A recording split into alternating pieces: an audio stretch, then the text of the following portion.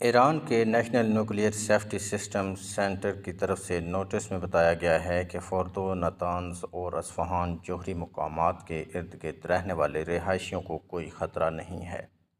اس کا مطلب ہے کہ ایران نے حملے سے پہلے سب کچھ محفوظ جگہ منتقل کیا ہے۔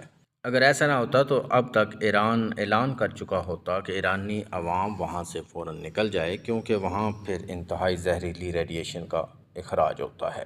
لیکن ایران نے ایسا کچھ نہیں کہا ہے، بلکہ عوام کو اطمینان دلایا کہ حملے سے پہلے ہم سب کچھ وہاں سے دوسری جگہ منتقل کر چکے تھے۔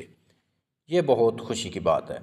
فوردو، نتانز اور اصفہان جوہری مقامات پر مجرمانہ امریکی حملے کے بعد NPT معاہدے، جوہری تحفظ اور سلامتی سے متعلق دیگر بین الاقوامی ضوابط سمیت بین الاقوامی قوانین کی خلاف ورزی کرتا ہے۔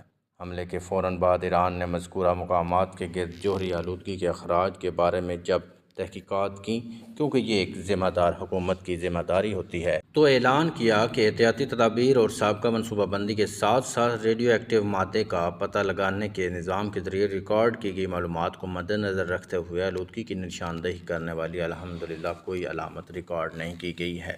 اس لیے مذکورہ مقامات کے آس پاس رہنے والے رہائشیوں کو کوئی خطرہ نہیں ہے، کیونکہ ایران نے حملے سے پہلے سب کچھ دوسری جگہ منتقل کیا تھا۔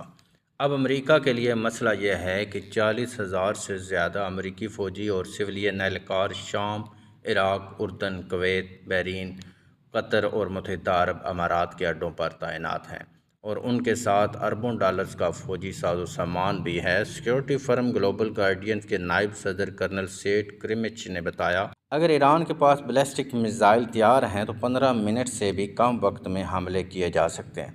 اب ایران کو لیگلی حق مل گیا، وہ اب امریکی اڈوں کو نشانہ بنائیں گے۔ قطر میں العدید بیس کا ہیڈ کوارٹر تقریباً 10,000 فوجیوں کی میزبانی کرتا ہے۔